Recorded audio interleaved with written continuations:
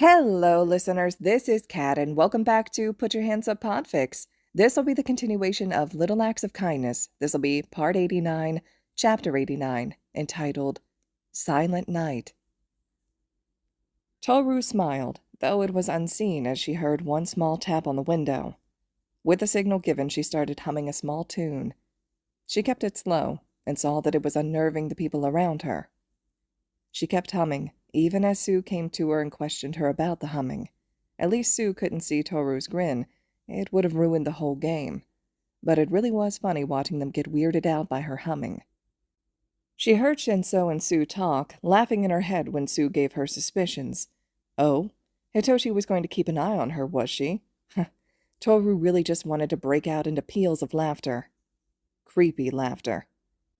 But still, she didn't. She kept on humming and watching how Shinso kept glancing at her, twitching at every little noise as the time slowly passed by. Minute after minute passed, and she just kept humming. Shinso turned and narrowed her eyes at Toroo. Be quiet. Toroo just kept humming. Shinso groaned in frustration. Please, that's really annoying. Toroo's only response was to keep humming. She didn't raise or lower the volume, didn't increase its slow pace. It was getting tiring, but it was doing its job. She could see Pony fiddling with the hems of her shirt, looking around with cautious eyes. Toroo kept humming. And then, finally, the lights cut out, causing Shinso and Pony to let out startled yelps. Toroo's grin stretched across her face as she stopped humming. For a single, glorious minute, it was silent. And then she sang. 1, 2, Reiko's coming for you, she started, keeping the pace slow, and her voice pitched and childish. Hagakure, Shinso questioned. What are you singing? What are you villains planning? 3, 4, better lock your door, Toroo continued, taking off the clothes as the door to her cell opened. Soon, she was invisible to everyone as she left the cell, shifting the door slightly. The movement caused something to fall, a small clattering noise sounding through the quiet room. A flashlight turned on, and Shinso was looking around, but the light passed right through her and she continued on. 5, 6, grab your crucifix. The flashlight fell on the open door of the cell, and Shinso hissed. Keep an eye out, Pony. Hagakure is out of her cell. I check other rooms, Pony said, leaving to look for Toroo in other places of the hero agency. Toroo grinned, seeing a bit of pink in the darkness. She made her way over, moving closer and closer to Shinso. 7, 8, it's too late, she sang in a childish voice, keeping the hero leader's attention in front of her, instead of behind. Fuck, Shinso cursed, looking around, but distracted by Toroo singing, she did not see Yanagi coming from behind her. 9, 10, she's found you, Toroo sang, standing in front of Shinso as Yanagi grabbed the hero leader's mouth. Shinso's muffled shout caused Pony to come back into the room, but by then it was too late. Yanagi had already stabbed a poisoned senbon into the hero's neck. Shinso fell, dead. No! Pony cried out. Toroo laughed, loud and wild. Oh, heroes, I really am grateful for your hospitality, but I'm afraid it's time for me to bid you adieu. Pony's horns detached and flew out, but stopped as they closed in. Pony's eyes widened, and Yanagi stepped forward, putting herself into the dim light that shone from the window. The horns turned around and flew back at Pony, pinning her to the wall. I could have killed you, used your own horns to pierce your neck, Yanagi murmured. Pony slumped. I had no idea you control my horns, she said. Yanagi did not smile. Her head simply tilted to the left a bit. I did not know either. It was our leader who suggested it. Toroo grinned. Well, is our backup coming? Yanagi nodded. Yes. A rumble came, the building shaking. Toroo laughed. Looks like they just arrived. Perfect timing. The two villains moved towards the downed heroes, grabbing them and leaving the building. A few minutes after they left, the building came crashing down. The hero agency was destroyed. Kirishima came over. All right, we're done here. We have to go get to the hospital. Everything is set up, Yanagi questioned. Kirishima nodded, his grin stretching wide, his shark-like teeth glinting in the low moonlight. Yes, it is. We're just waiting for the signal, then this city's going to experience an explosion like they wouldn't believe. Toroo laughed. Get going, then. I can't wait to see this. Kirishima chuckled, and then he and Kaibara left. Toroo stretched, making her way back to the base with Yanagi. The two walked in silence, and Toroo glanced up at the night sky, which showed the stars clearly without the light drowning them out. Glancing at the North Star, she noted in amusement that it was in the same direction as the entrance to their base. She followed the North Star, even as she glanced back down the streets, seeing more and more green smiley faces appearing. Instead of being frightened by the image, like it was made for her, she felt comfort. Though she doubted that the hero students would feel the same way. Grin stretching across her face, she gave a chuckle. Maybe after the Civil War, she could ask Momo to make a pin of the green smile. After all, Toroo was proud to help Midoriya in his goal to bring change to society. Well, fuck me sideways, Namuri muttered as she saw the chaos unfolding on the screens. Hisashi snorted as Yagi released a startled laugh, a bit of blood coming from his mouth. Namuri grinned. What? Those kids are going really hard. I haven't seen a civil war this amusing since I've joined the teaching staff. Shota gave a grunt, black eyes glancing between the various screens. Namuri just shook her head. Things had been pretty boring for most of the day, but it looked like things were picking up.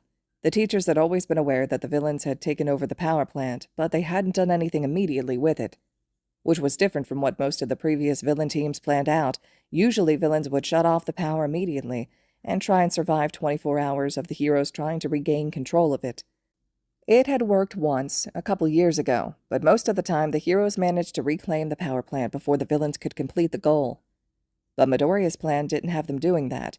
Instead, they had everything seem normal. Namuri was almost expecting Nezu to talk about Midoriya's plan and what he predicted was going to happen. But surprisingly, Nezu was being fairly quiet with his thoughts, his beady black eyes just watching the screens with a keen interest, his cackling the only indication that he was actually paying attention. Namuri had been watching, and the first sign that something was going on was when they spotted Yanagi moving through the city. She had been moving towards the hero agency. They saw her looking around and then carefully tapping on the windows once, before vanishing. They saw and heard Hagakure start humming. It was a creepy little tune that seemed to be for the sole purpose of unnerving the heroes. It was about half an hour later, at about 8:30 when the power to the city cut out, each building's lights flickering out. Of course, their cameras and microphones ran on a different power system, given that they knew one of the villains' goals was to take control of the power plant. It really was obvious that they should have a different power system. The villains had to control the plant for 24 hours to accomplish the goal, and the heroes were only now learning the villains were in control. The heroes only had a few hours left before the villains accomplished one of their goals, not that the heroes knew this.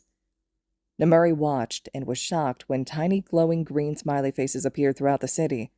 Another couple goals the villains had accomplished then, having a calling card and marking the territory that they controlled.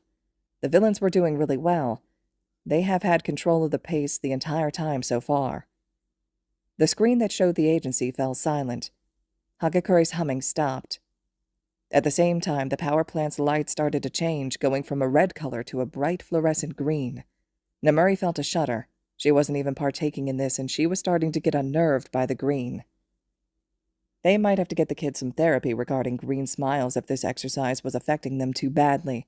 It wouldn't be the first time a kid had come out of the Civil War needing a couple sessions with Hound Dog, but then again, the villain team's acting wasn't usually this good.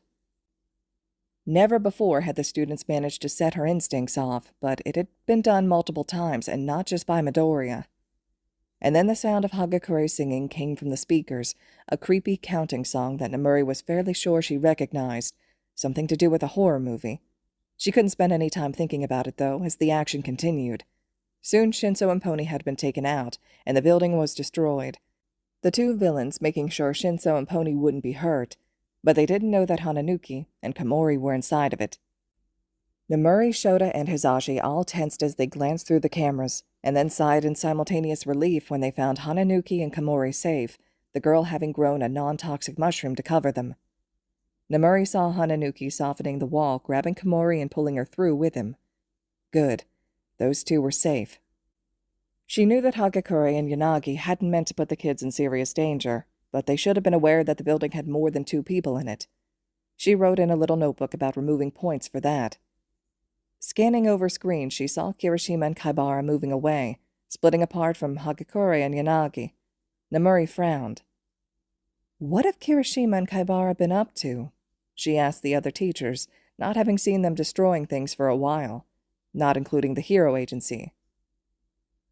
They were at the hospital, pretending to be some of the doctors as they set up something, Cementos answered her.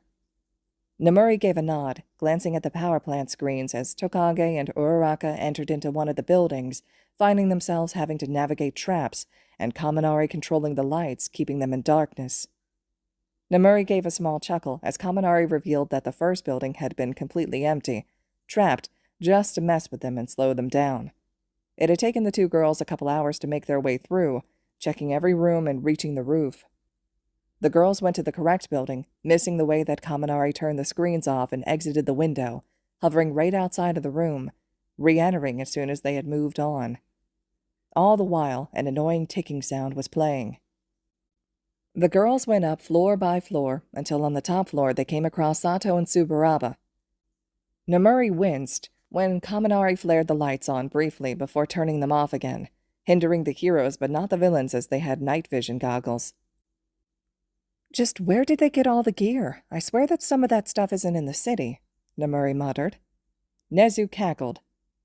Before this event, Midoriya-kun had a chat with Hatsume, and they sneaked the items into the city, he answered her. Is that allowed? Cementos questioned.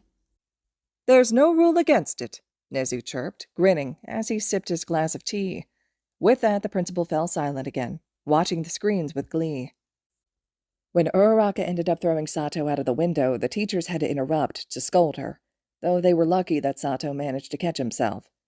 Then, as the clock ticked closer and closer to midnight, Kaminari led Uraraka back down the stairs, the ticking sound speeding up as she got closer. And then with a flourish, the teen pressed the button. All around their screens, TVs lit up with that green smiley face. Nezu changed one of the monitors to display the smiley face, which soon faded to reveal Midoriya, who was standing over the mayor robot. All right, listeners, this concludes Chapter 89 of Little Acts of Kindness. Chapter 90 will be up next. Hope you all are still enjoying, and as always, thank you all so much for listening.